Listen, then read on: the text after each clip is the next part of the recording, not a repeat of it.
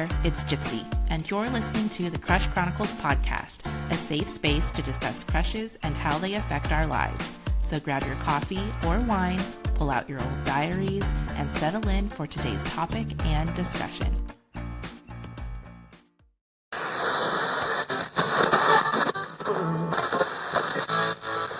Welcome to today's episode. It's the finale of season 2.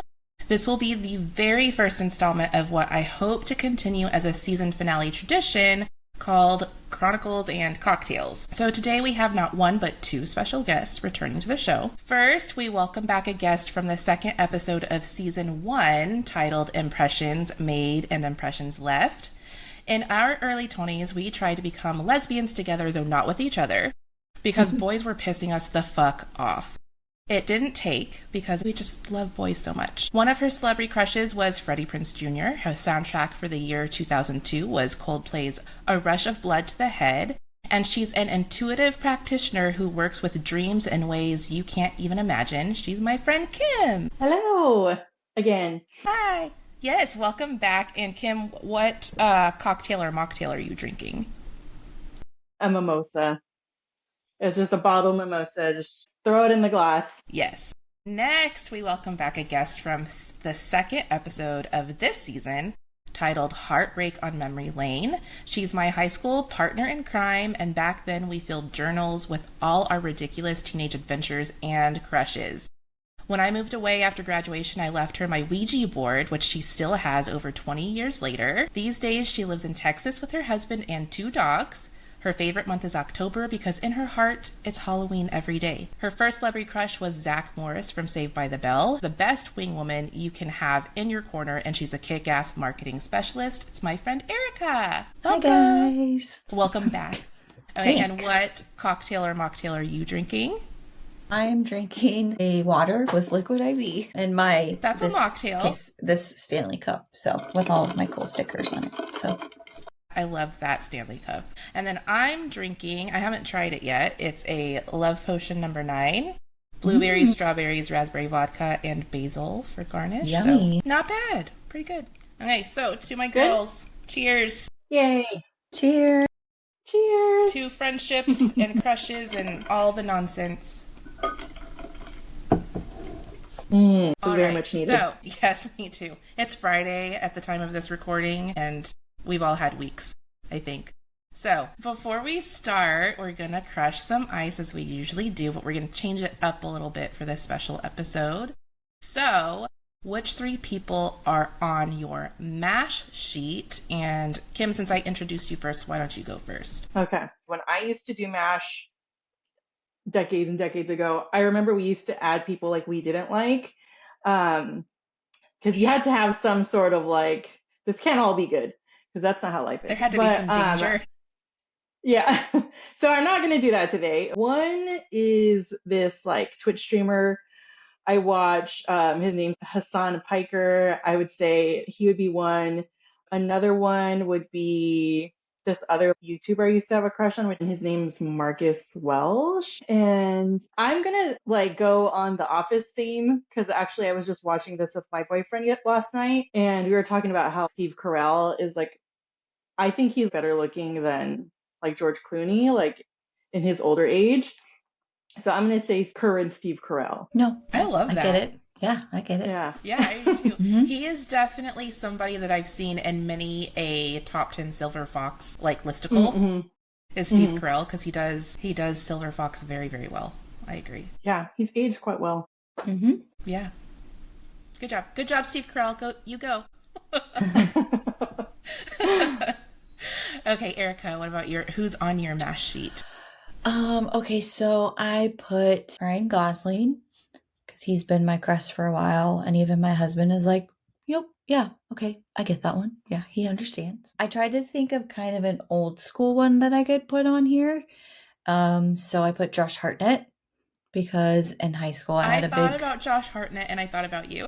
Yeah, I had a big crush on him when The Faculty came out, and I remember he had terrible hair, but we all still thought he was cute. And, now he's still around, and he's going to be in like a new movie next year, like in a book that I loved. And then for my third one, I'm going to go with, so next week is the season finale of The Summer I Turned Pretty. And literally I've read all the books. I know the ending. I know what happens, even though they said it might be different. I've been hooked. I watch it every Wednesday, and I am Team Conrad. If you guys know about Team Conrad, Team Jeremiah, I'm always Team Conrad, so I'll put a Conrad on there as well, too. You know, I read the first book, and I haven't watched it yet. Yeah, I also considered Ryan Gosling because... Yeah. I mean, I don't really know if he can top himself after Barbie. That was just so... Well, for me, he's gonna be in the Star Wars world soon, so that'll probably top it. Yeah, I can't remember, but yeah, I think he's like a main character. He was at like the Star Wars Celebration and everything this year too. Yeah, I went to Star Wars Celebration once. Why couldn't have I gone the year that Ryan Gosling was gonna be there? Darn it. Wow, I didn't know that. Okay, as usual, I will share mine. So I had a hard time with this. For some reason, it's funny. I don't know. Maybe we just put too much pressure on funny lists. But okay, so my first one, completely fueled by what I've recently been rewatching and watching, but it's Benedict Cumberbatch. So I rewatched all of Sherlock recently. I love that show so much. But it's Benedict Cumberbatch character, Sherlock / Doctor Strange. Which I know they're both kind of like pretentious a-holes. I get it, but I don't know. And also like the cheekbones for days, like it does something. So Benedict Cumberbatch. Oh, and I also just recently saw The Roses, and he totally goes dad vibe, and I'm just like, he's still my heart. Yeah. Doing awesome dad things. So yeah, Benedict Cumberbatch. Aaron Taylor Johnson, specifically as Tangerine in Bullet Train. Yeah. Just, if you know, you know. Yeah. When I saw the movie, and I didn't recognize him, but I was just like, who the hell is this guy? Who is this beautiful person? Wait, you didn't recognize him? No. I don't think I was really too aware of Aaron Taylor Johnson until I saw Bullet Train, because I had only seen... Bullet Train was after, like, Marvel. So I'd seen him in Marvel, and I'd seen him in Kick-Ass. I love Kick-Ass, but he looked so different from Kick-Ass to Bullet Train. There was no way I was going to recognize him. And then when you told me, I was like, what? I was like, that's Aaron Taylor? What? Yeah, no, I haven't seen Bullet Train. So hot. But, and oh my God, Erica. Oh, it's good. Oh my God. Oh my God. You and your husband need to cuddle up and watch this. It's such a good movie. Even if it's not for eye candy. The eye candy is really, really good. It is a very fun action movie. I recommend it. And my last one is Thor Bradley from Instagram. He is the lumberjack guy that cuts the wood. Erica. Yeah. All he does is cut wood on his Instagram. Girl, that's all he needs to do. Hold on. I'm sending it to you right now. Hold on 1 second. We can't even get away from the gram when we're on a podcast. We're literally sending stuff to each other. You need to know. I need to share the love. He knows what he does. Yeah. That's a good one. I forgot who that was until you explained it, and I was like, oh yeah, that guy. Well, speaking of crushes, I pulled up my Instagram, and I'm trying to see if you can see it. It's like for a local donut shop, but they're making Twilight donuts. Oh my God, that looks so good. Because I was telling Rachel they're showing Twilight for 24 hours all week this week on YouTube. Oh my gosh. Yeah, on YouTube? You just go to Twilight on YouTube and they just play all of the movies over like in order, and then they start over. Wow. And it's been going since Sunday, and I think it turns off Saturday or something. But oh my gosh, that must be why they made an Edward Cullen donut. Yeah. Well, plus with it's Twilight the announcement, season, it's so at the time of this recording, it's September. It's mid-September. So yeah, it's definitely, what do they call it on the webs? It's Hoa Hoa Hoa season. Mm-hmm. Yeah. Oh, okay. I understand this Thor Bradley thing now. I gotcha. See? Yeah. And the one I sent you, he's holding a sword. Mm-hmm. Oh, he is? Yeah. Sometimes people send him like swords, and he chops the wood with the sword. Oh, really? Yeah, he could just stand there with the sword, and it's fine. Looked at his Instagram. Yeah. 1.9 million followers. Nice. I see one of my bosses follows him. won't say her name. Now you've got something to talk about when you go back to work next week. Yeah. Okay, so let's get into it. Enough about the crushes. Those are our M.A.S.H sheets. If you don't remember what M.A.S.H is, it's basically, I should have said this beforehand, but basically, I mean, if you're a millennial, you played it, right? Mm-hmm. But basically, M.A.S.H stands for mansion, apartment, shack, and house. And then you would list like 3 to 5 potential future spouses.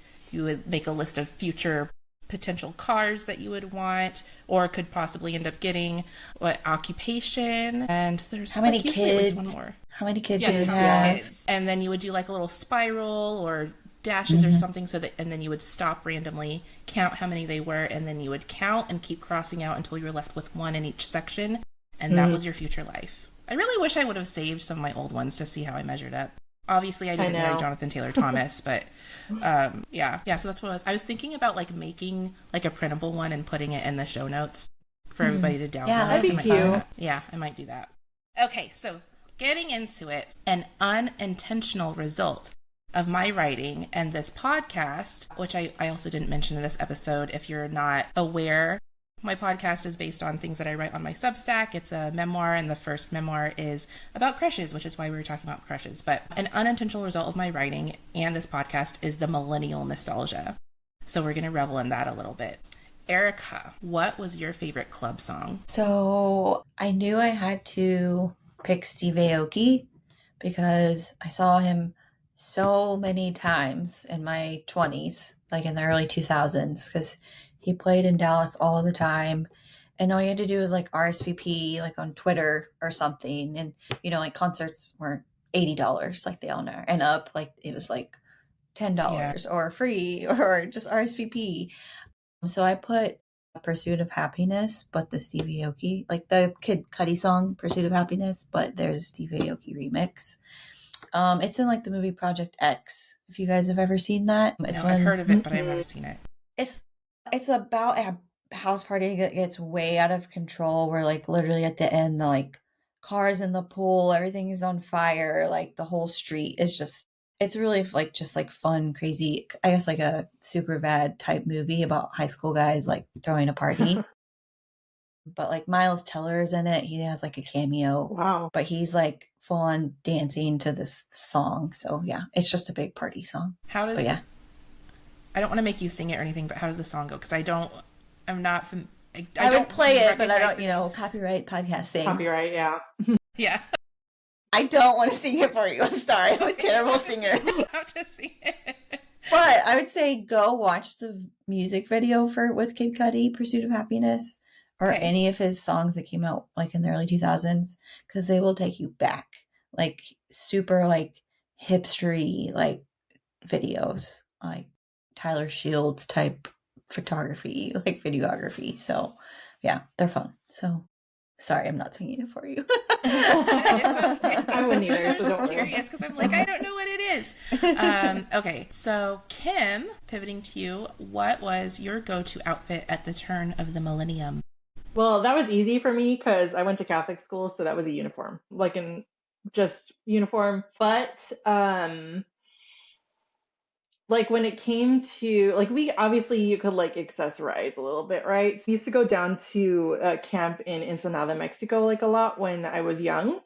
We used to go like several times a year, like my whole family. And whenever we'd go into town, I'd always get like the beaded jewelry. So I used to like always have some sort of like beaded choker on, like butterfly clips all the time, butterfly clips, always some sort of like hair accessory, or like the, what is it? I don't know what they're actually called, but the pokey like headbands. Yeah, the I know what headband you're where you talking like about. stretch it out and it Yeah. The ones like would stab you. Like a bitch to put on. Yeah, because it would stab you. Painful. Yeah. And like those, I remember having like those tattoo chokers on the off occasion where I wasn't in a school uniform. It was typically like graphic tees with glitter, had to have glitter. And then I used to love, and I still love, like flare, like bell bottom jeans.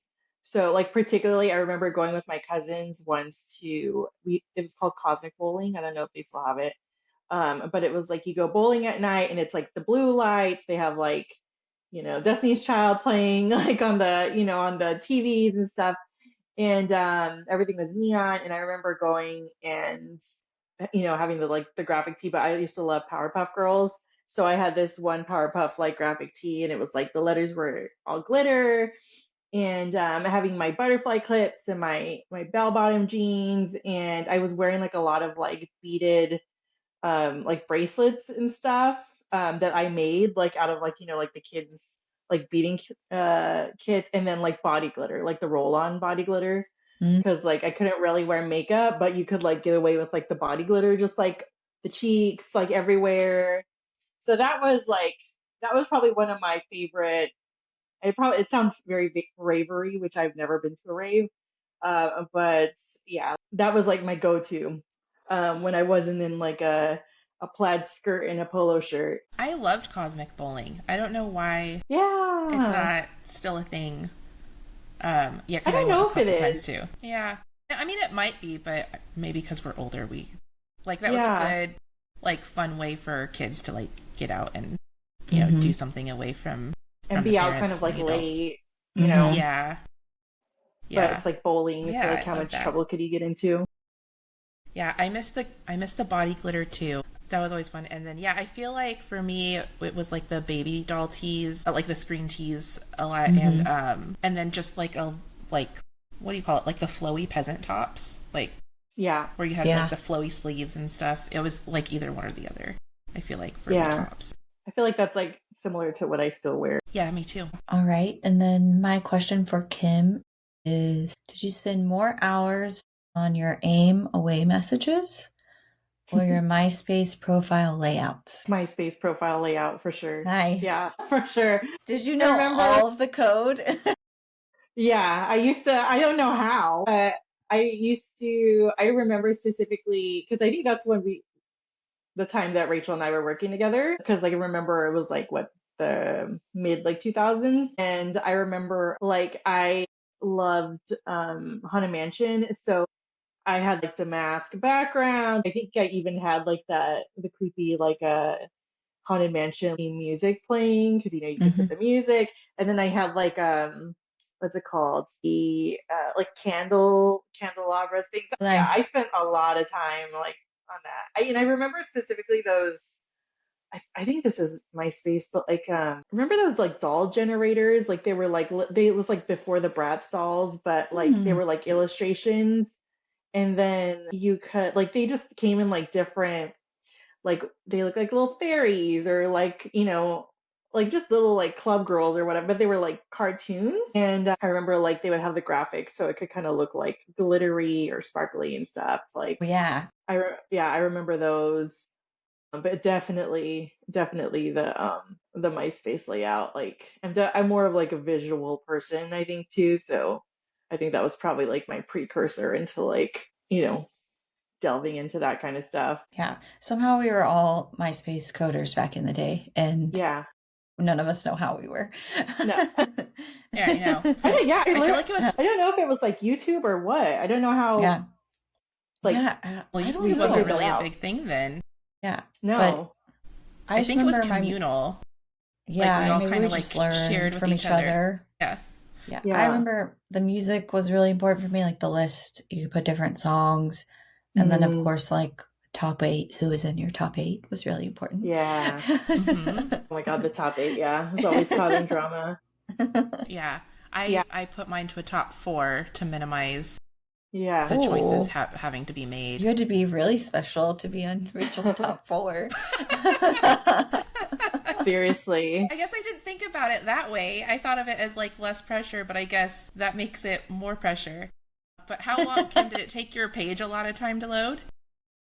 Yeah. Because I was going to say it sounded intricate. You would be sitting there for a long time. And it's so funny because I had a friend who, before MySpace, I don't know if you remember Zanga, Mm-hmm. but it was like one of those kind of live journal things. And he had one, and he loved Batsmaru. Yeah, Batsmaru. And so he did the whole thing in like Batsmaru. And it would take so long for that thing. It would just be like like line like by line, that you would start to see like an image forming. And then of course he had it like it was long, so mine didn't take that long to load, but it did take a long time to load. I Yeah. really wish that we could still like access those, I know. Me too. because it just kind of went obsolete. Yeah, And then I know. I wonder how I left mine. I don't even know. I know, I don't remember. It's like an abandoned baby that we all had. Yeah. Like, we put so much Yeah. time into it. Seriously. And I feel like it just shows like we were all just like ahead of our time. Like we had so much creativity to put out there but our technology couldn't keep up with it, which Yeah. is why It the cannot pages handle it always now. took so long to load. Yeah, I miss a good MySpace. I also miss I did like LiveJournal. I was on LiveJournal, and it was actually me and Erica's friend. She called me and she's like, "You need to go to myspace.com and sign up for an account." And I was like, "Why? Fine." So she's the one that got me, and of course I ended up loving it. All the cool kids are doing it. You got to do it. That's basically what she said, and I was like, I don't care. I don't know anybody. We're not in high school anymore. Like, but little did I know it was going to have massive effects on the world. Yeah. Okay, so let's see. My next question's for Erica. I have 2 catchphrases for this show, and I may just change it every season. I don't know. Maybe. We'll see. At the end of each outro for season 1, I would say, keep crushing it because no one can crush it like you can. And for season 2, which is this season, I say, remember, love yourself first. The rest will follow. Both of these make me cringe every time. I want you guys to know. I know how cheesy they are. But I say them anyway because I think they are important messages. Which, if either, do you like better? And if I make a new one for season 3, what do you think it should say? So I thought of 2 different ones for you. So maybe you can pick a favorite. The first one was crushes fade, but stories and friends last forever. Oh, I like love that one. And then be somebody's crush, starting with your own, like yourself. Oh, I really like that one. Yeah. I like that one too. They're Yeah, both good. Maybe I'll just use them for 3 and 4. Yeah, and you Right? can finagle them. Yeah, no, You know, thank you. That's great. You have all of your stories out into the world about your crushes. So your crushes may have faded, but your stories are now out for everyone to read. Unless you take this down one day. They're up there forever now. Yeah, they are out there forever. Well, once you put anything on the internet nowadays, you don't know. Screenshots never die. Nope. Downloads can't be undownloaded. So that was a bold choice I made to publish all of that stuff. But yeah, thank you. I really love both of those. That's so great. Those are good. Yeah. Both of you, I love both of you. It's like you guys are my best friends or something. But so Erica has Erica's read all of the Crush Chronicles basically, and Kim, I know you've listened to almost every podcast episode. Yeah, I think I have like one left. Yeah. Yeah, like she's always like, okay, listen to this one this time, which makes me happy. So, because you've listened to almost every single episode as one of my like supportive sisters, of all the episodes, which were your top 3 favorites and why? So I'm very biased for one of them. So Michael's is one of my favorites because Michael is someone I went to high school with. It was just fun listening to him, listening to his episode because it was like getting a little like insight into like his high school brain because we had classes together and stuff. We were friends. We're still friends. And like, it was just like interesting, like hearing, especially because I mean, I think he's, as of right now, he's like the only male podcast guest that you've had. And so it was fun for me to like hear his perspective of like high school or like crushes and stuff. And then also I really liked Skylar's because of the kind of like twisty story she had at the end. I mean, I liked the rest of hers. It was really interesting, but I did like Skylar's because of that. And I won't give any spoilers. So I do highly recommend listening to that one. And then I also really liked Yvonne's. As of right now, it's the most recent one that's been released. And that one, I thought, first of all, she's like a poet, so she's very good with her words. But also it was interesting to like hear her experiences while growing up in like the Philippines and stuff, and just to kind of see how like that, is different from like, our like run of the mill American like millennial upbringing, and if there were any like differences in that, like that experience. Which it's interesting because a lot of it seems very universal.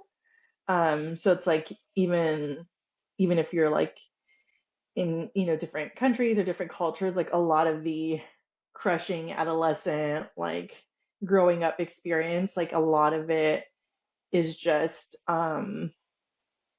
it just kind of ranges, doesn't matter where you are, it's just they're very similar. They may not be the same, but it's very similar. So yeah, so those were my as of right now, those are my favorite three. Yay, that was great. I mean, any of your answers would have been great, but yeah, because Skylar's, if you haven't listened to that, Skylar does give a very good story at the end of her episode. You can hear me like audibly gasp in the middle of it. It was a good one. And then yeah, Yvonne, she was really great too. And yeah, one of the things I've learned like doing the show, which we already know that human experiences are universal because we're all human. But yeah, I think Yvonne's episode was a great example of that because she wasn't even in the same country as we were and going through the exact same things. And she's around our age too. She's also a millennial.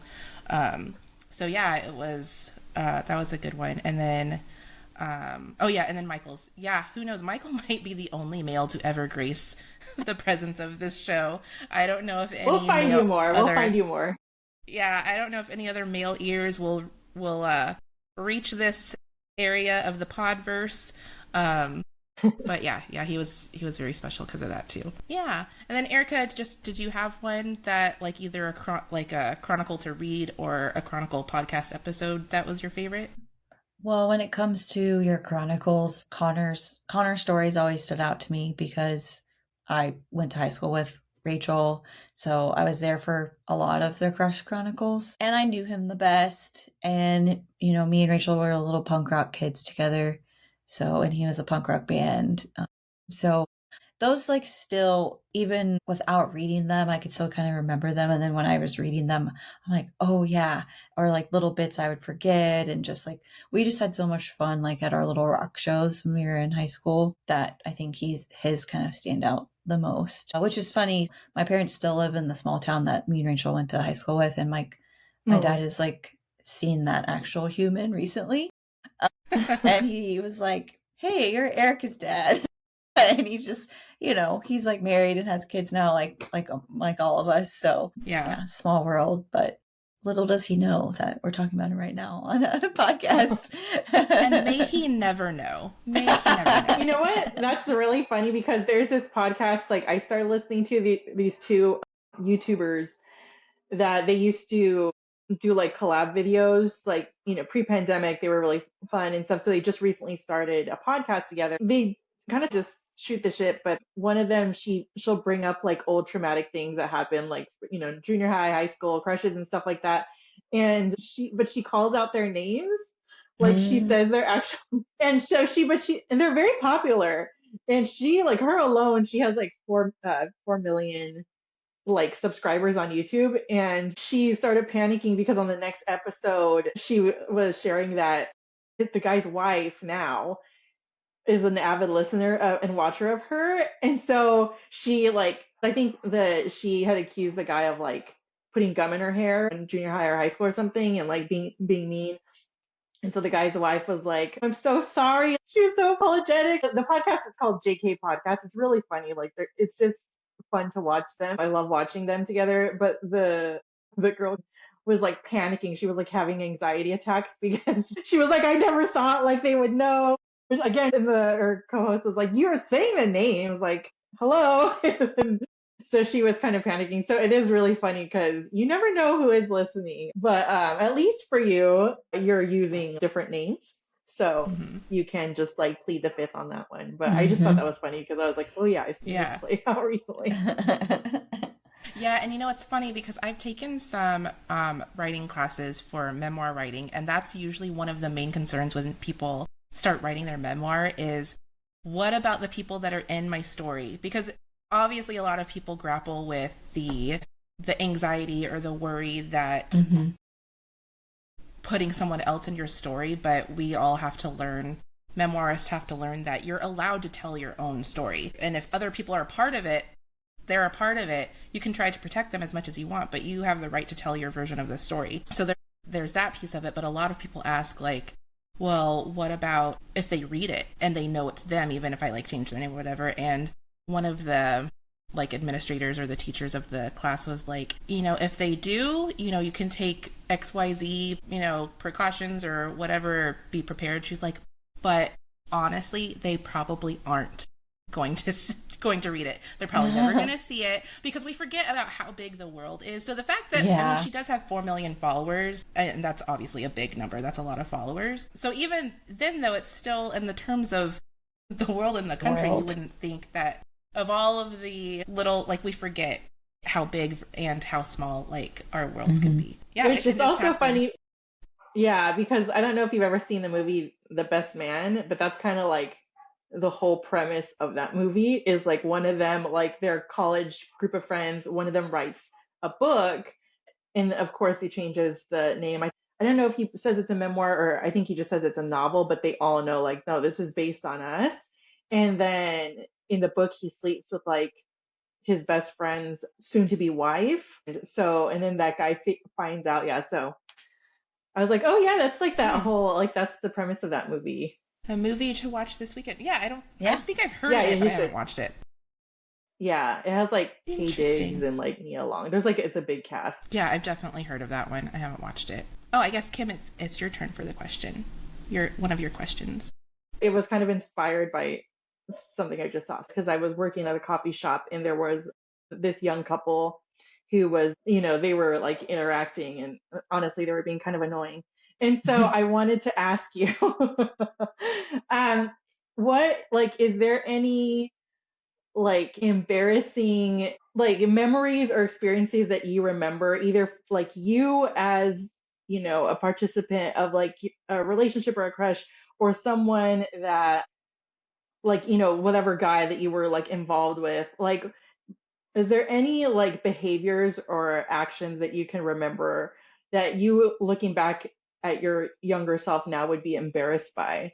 I'm going to give you the example of what I saw. So they were just like a young couple in a coffee shop. Maybe they were like high school, maybe like early college.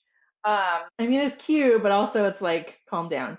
But it's like, the girl was like, I mean, she was like very loud. Like she kept getting up and like hugging the guy. Like he was sitting down, and she'd like be like on him, kind of like just putting her whole body like around him, like wrapped around, like, again, we're in the coffee shop, and just being very like giddy. So is there anything similar to that? Maybe not exactly like that, but anything where you'd be like, oh my God, like I can't believe I did that, or there's no way I would like act like that now. When I was like observing them, I was just like, because we all, like, when we're young, we all kind of act stupid in some things, and maybe things were like cringe that we wouldn't really do now as like adults. It's like a human rite of passage. And what's so sad is we think we're so cool at the time. So we hurt our own feelings later when we look back on ourselves and we're like, God, you were not cool. I mean, as you both know, I've taken many an opportunity to embarrass myself. So, I mean, just the first one, the story of Robbie, when I like, again, word vomited all over him. Like after that happened, I was like, well, where do I go from here? Probably didn't pique his interest too much, whatever I was trying to do there. But that was a crush. But the closest thing I can think of that is kind of similar to what you're explaining with the couple in the coffee shop is, so one of my, like, was he my first boyfriend? No, he wasn't my first boyfriend. One of my first boyfriends. I was young.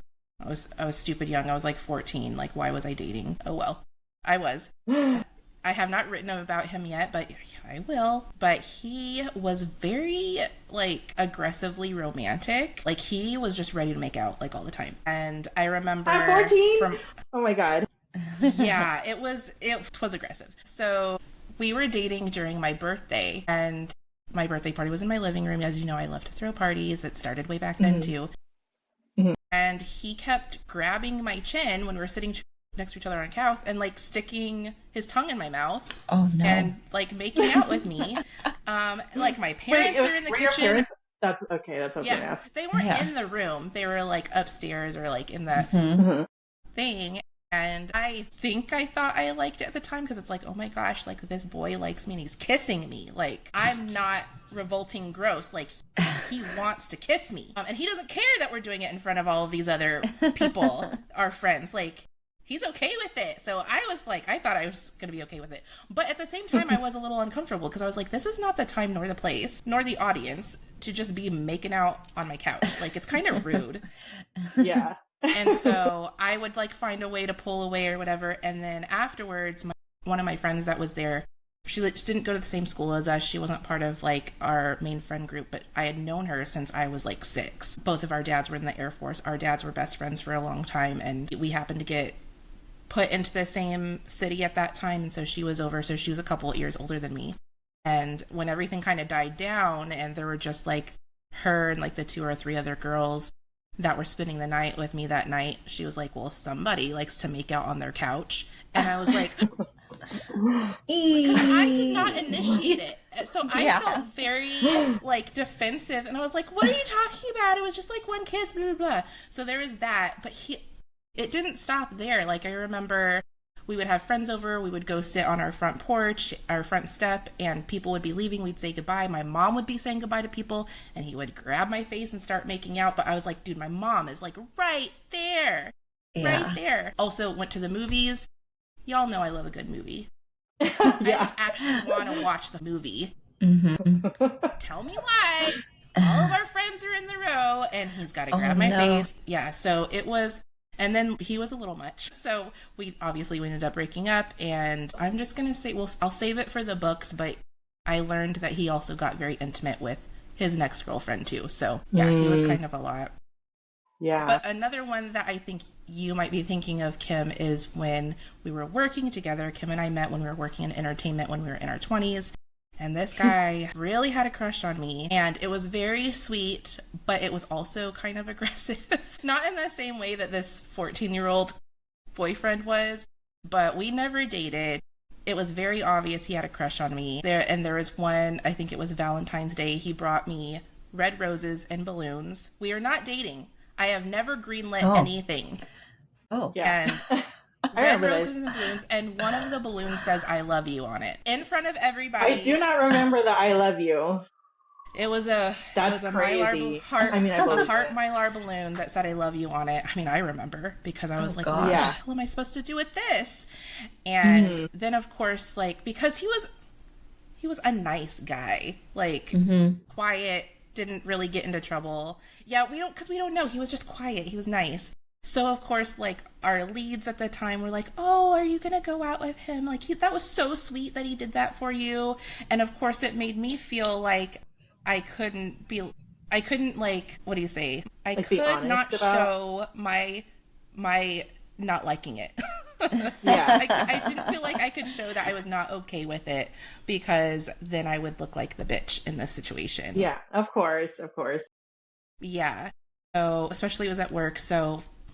Yeah, and he did try a couple of times, and funny enough, he had dated one of our other friends that we used to hang out with, one that was short and blonde, and we used to go to the clubs with her before the club got shut down. Yeah. He dated her for a while. She dated a bunch of the guys who were...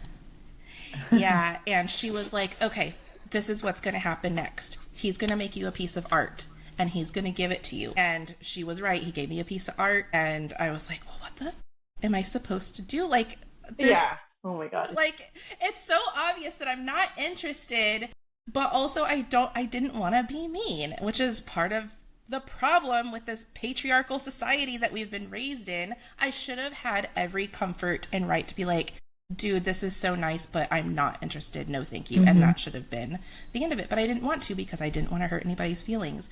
So that went on for probably a couple months before finally I was like, shut it down. Like, it's not happening. So that was kind of embarrassing, the I love you balloon, because it was something that was a kind gesture, but was just kind of like, no. Yeah. No. I remember that happening, and I like specifically remember there were balloons and like there was other things that you were like holding it, but I just have this image of you like standing there like holding both the things, like not like just embarrassed and like not knowing what to do. I did not know what to do. Was the 14-year-old, was he at least a good kisser, or was it like not a good? He was a good kisser. I will give him that. Oh, okay. That's good. Which is probably why he I couldn't could- I stop was- it half the time. Yeah. Yeah. Because I could just kind of imagine like just it's like it's horrible when they're like bad kisses and then you're just like tongue just like trying to like stab you in the Yeah. face. You're like, No. get away from me. He Well, was that's good. young but But talented. yeah, that's Yeah. yeah. That's well, thank you for sharing that.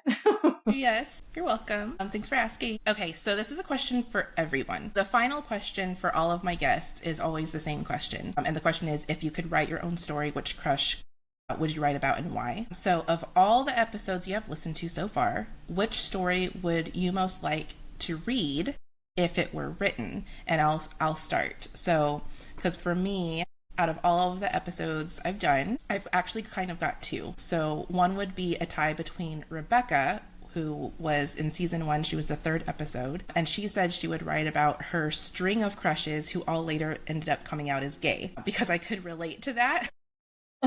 Yeah. Kim knows how I can relate to that. That's the story for way down the line in the Chronicles. And also I had and still do have a humongous crush on Lance Bass. I will never give it up. I love him. So I related to that one. And then Christine from this season, she was the 6th episode. She said she would write about how she felt like she never felt like she could or was allowed to have crushes growing up because of her conservative upbringing. And even though my upbringing wasn't as conservative as hers, I also related to that a lot too, because I just felt growing up, especially in my teenage years and into my 20s, I just felt like I just had so much pressure to be like a good Christian girl.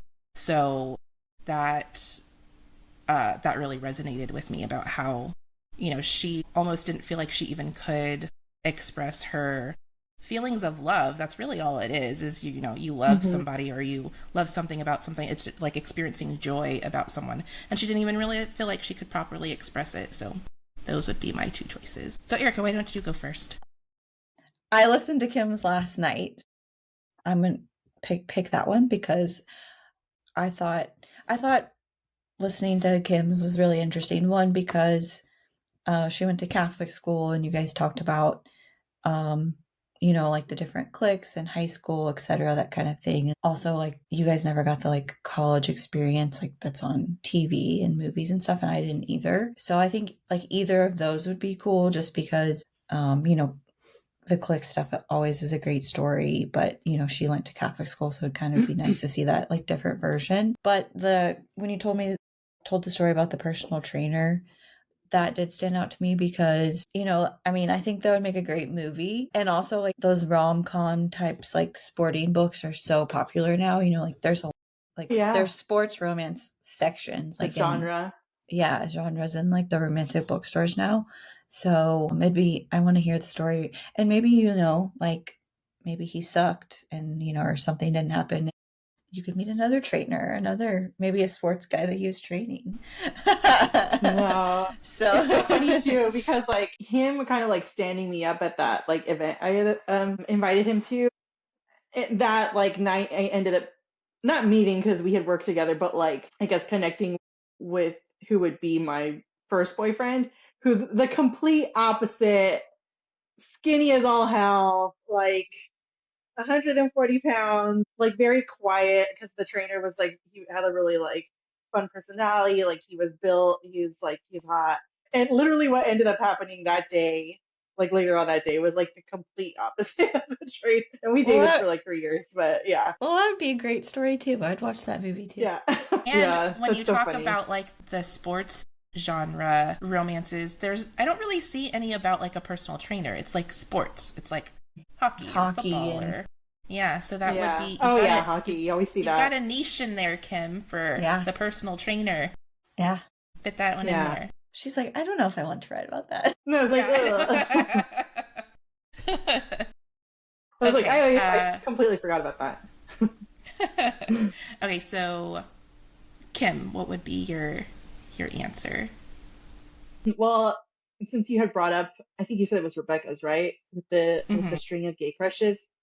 I highly relate to that. So yeah, I because where we worked with a lot of gay guys, and especially our first year when we were working there, I had thought I had fairly good gaydar, but I guess I did not. So like I'd say a couple of my first like crushes there where we worked ended up being gay, and it was just like so like soul crushing because you're like there's just like no chance that this is ever gonna happen.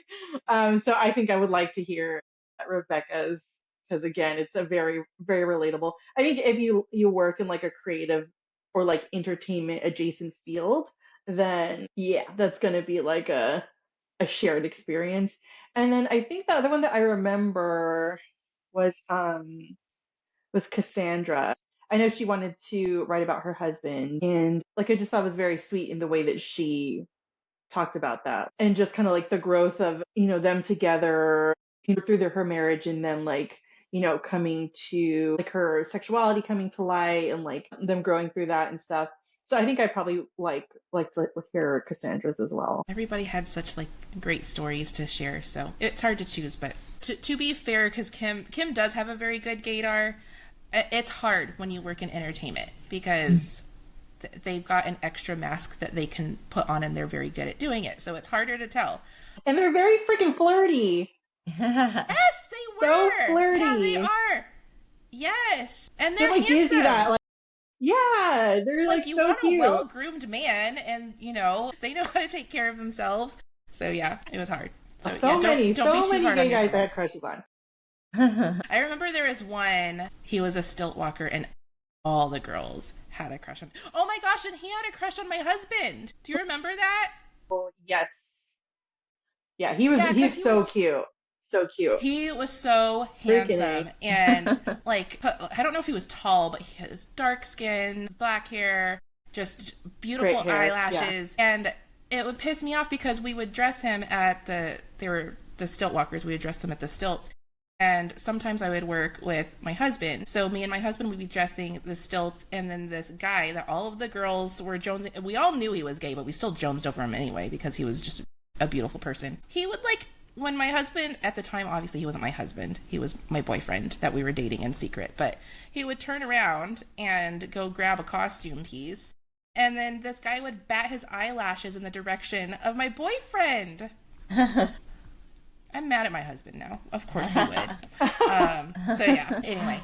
Yeah, it was funny because my first boyfriend, because he worked with us, but then we didn't start dating until after he quit. But he used to go to the gym with one of the performers that we used to work with, and I was like, he's gay, right? Like, so he's trying to get at you, and he's like, it just like completely oblivious. Like, yeah. I'm like, because again, he was like 140 pounds, so it's like easy to throw over your shoulder, I guess. But yeah, I was like, come on, you're fairly oblivious, but I mean. By all means, have fun.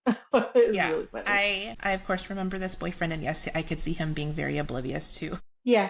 Any passes being made. So before we close out the episode, this is like last call. Any other questions, comments, or anything before we close out? It's okay if you don't. I just want to give you an opportunity. You're both thinking so hard. No, I had fun coming back, and yay! I think it's really cute to kind of have this kind of format that you want to do like for future seasons, because I do think it's nice to just kind of like talk about, like, I mean, the whole premise of like crushes is so pivotal to your development and your upbringing, like when you're growing up. So yeah, it's just nice to reminisce sometimes on times that you like things were like less stressful and nicer, and you had like hope for your life. So like it was a different time. So that's always nice to just kind of like go down that memory lane. Yeah.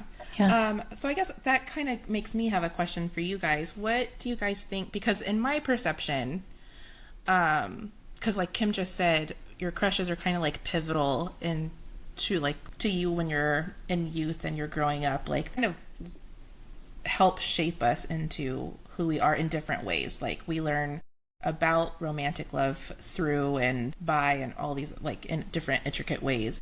But my personal perception is that to talk about them after a certain age, like usually kind of like after high school. Like it's normal to say you have a crush on like a guy at work or something, but to talk and gush about a crush, I feel like is not as commonly accepted because it seems as immature or childish. There's kind of like a difference. Like after you're 18 and you've become an adult and you're pushed out into the world, you have to like take yourself seriously in so many ways, but I feel like that's one of them where we just kind of really stopped thinking about or talking about the crush in a way that we did in our youth. Is that just me, or do you guys kind of like feel that as well? Yeah, no, I mean, I totally agree with you. And when you're talking about it, it makes me think, and like kudos to the people that do put it on social media.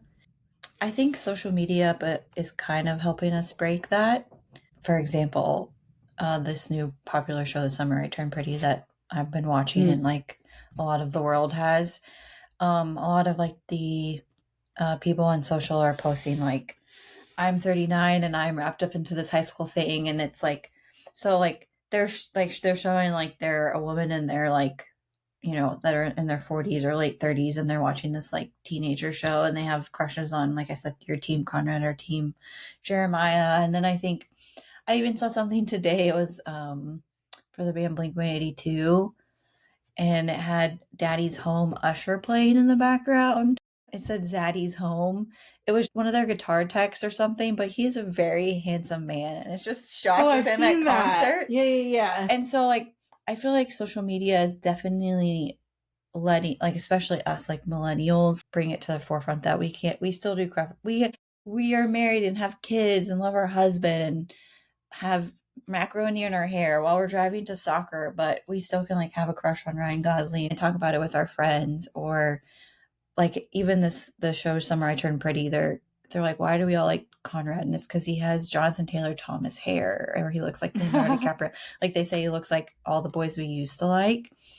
But then I also think of it the way you said it, Rachel. I like a bunch of those stories and I'll send them to like my girlfriends privately, like in DMs, but I don't repost them all in my stories because it's like also this like, oh, I'm older, I don't want. Well, also my husband would be like, why do you post all these things about guys? Maybe if it was too much, but like some things are just for the girls. Yeah. But we still kind of have that, oh, we have to be grown-ups. But social media is in some ways not great. But in some ways, at least we have it so we kind of make fun of ourselves. And the way, like the funny things that we do, we see someone else making fun of themselves, and we're like, oh, I do that too. It's interesting because at least when I was younger, I viewed crushes as way more, I don't know, like fantasy sort of thing. It's just you make little stories in here, especially because that was like pre-really like internet and stuff. Like we didn't have a lot of things to occupy our time. Me and my friends would have a crush on like Hanson, and like I remember going to one of my friends' houses over the summer. We just like make up like scenario, like stories of, if we were dating, one of the Hanson brothers or something. And so it was very like fantasy driven, but it's funny because I think there's an element to that still when you're an adult, especially if it's like a celebrity. But I think, and I've seen this in my own life, like with like, people I know, that as an adult, the crushes, even if it's like a celebrity, someone you're not going to ever see, there kind of becomes a little bit more of like an attachment to an outcome that you kind of like inadvertently kind of get sucked into. I mean, I've seen people who are like, they have a crush on a celebrity and then, but like they really like, maybe like really trying to like actually make that happen, or like there's more because obviously we're older, we're more at an age where if you're not like in a relationship or you're not married, then that we're like told like that's something you should be looking for or towards or something, and maybe like your time is running low or something according to what's expected of us. When you're a kid, like you're a kid, like you're not going to get married anytime soon, like it's illegal. I mean, you may, if it's like a crush of like someone it may result in some hand holding or like a little like kissing here and there, but for the most part, like there's not this like need for an end result for that. And in an adult, it's just a little bit different because there's like different pressures that you have as an adult. Finding the one, like being in a relationship, like it's still very like taboo to be single after a certain age. Mm-hmm. Or like, get married or start a family. Like that's all still kind of like expected to happen sometime in your 20s, so I do feel like there's more, we just like naturally have more pressure around crushes as adults, even if like, again, it's still very much in like the fantasy realm, but like something in your head tells you like, but maybe it doesn't have to be, maybe I can make this like a reality or something because I have no other options or like no other prospects, and like, this is where my attention is right now. And yeah, there is kind of like this sense of like silliness, kind of like you mentioned, that you don't want to like share that with other people. You could say like, oh yeah, I have a crush on Ryan Gosling, but if you tell them I plan to go to his next red carpet event and we're gonna lock eyes and like it's gonna, that you're going into a different like a different space. So yeah, people will think you're crazy, which you probably are, but yeah, I just think that there's like different pressures. Just being a kid's like way more fun when you're crushing. Yeah. Not the same exact feeling when you're an adult. Yeah. Yeah. Sure. No, that's a really good point. Yeah, crushes as an adult definitely need to take a lot more responsibility with what you do. Let's not be stalking people, even if they're celebrities. Don't do that. Don't do that. So yeah, like as with anything, a healthy dose of balance. But yeah, that both of you make really good points. And this is kind of random, but when you guys were talking, it kind of made me think of too that, when I was younger, we would see and hear about romance books, but like I never really read them because we weren't supposed to. They're romance books. And how it was just kind of like a stereotype for middle-aged women to read the romance books. And it's just so funny to me because now I'm just like, yes, let's read some romance books. Even though I'm like happily married, you can enjoy a romance book no matter what your marital status. But I just think it's so funny. I'm like, I get it now. I get it. Like, just let the women have their romance books. Yeah. Like, you don't need to throw any shade anywhere. Just let them have it. Just let them have it. Yeah. Like we talked about earlier, it's like a massive trend now. Like, just in the Dallas Metroplex area, I can think of two off the top of my head. Like, they are just romance book stores. Like, they only have romance books, and they have it's all pink and has Instagrammable corners and all kinds of stuff. So yeah, I went to one over the summer when I visited my parents out of state, and it was very, very cute. But yeah, 100% just romance book. And then over Labor Day weekend, my family and I went to a downtown area, and they also had a romance bookstore, just romance books. And yeah, it's there, and they're fun and they're happy. Yeah, and I think too, I think it's helpful that the artwork has changed on the book covers of romance books, like from now to like back in the day, because like those, like the back in the day, like the 90s, it was very like, that was part of the reason like they were not taken seriously, was like the artwork on the covers of the romance books, and they were always small, paperbacks and stuff, and it just had this like, usually a woman with her like half her dress falling off, hanging like just hanging on a man, again with long flowing hair that was usually hot Fabio. Open shirt, no shirt on, and that's like true. a farm I didn't think about scene that. in the back. Yeah, so it's like, the covers are way cuter now, and they don't make you feel stupid. But like that was a very much like that was a stereotype of that genre back in the 90s, like that for sure. And you can't hide that. Like when you're reading that, what you're like. Someone sees you holding, a Fabio book cover, like they know what you're reading. So it was not discreet at all. Also, a benefit of our time right now as e-readers too. Like you don't even have to hold the book cover. Yep. Not that you should be ashamed for reading a romance book, but yeah, no, that's a good point, because they were very, very off. Even as kids that didn't really know 100% what was going on, we knew what was going on when we saw the book, saw the Fabio. Yeah, that's funny. Okay, well, thank you. Thanks for answering the extra questions that rolled off my brain. But before each of you go, since we've reached the end of our episode, would both of you like to share where you can be found on the internets if you would like to be found? Yeah, so if you want to find me, I'm on Instagram, Erica_Michelle. So yeah, you'll see lots of my dogs and probably gluten-free food because I have celiac. So I try to find, like a few weeks ago, I just went to find the best gluten-free donut. Ooh. So Were you successful? Yeah. This is important information. Yeah, we have a gluten-free, I guess I can plug her. It's gluten-free Dallas girl. She posted about this gluten-free donut place, and I was literally that Saturday. I'm like, I'm waking up early, I'm beating the rush, and I'm going to get my gluten-free donut. Yeah, so lots of dog and food content on my Instagram. That's wonderful. What more content do you need? Okay, Kim? Yeah, my Instagram is the Astral Priory, which is like the business I own. And that's where you'll find the work I do, which, as Rachel mentioned, I work with like people's dreams and stuff in a practice called dream tending. So that's where you'll find me.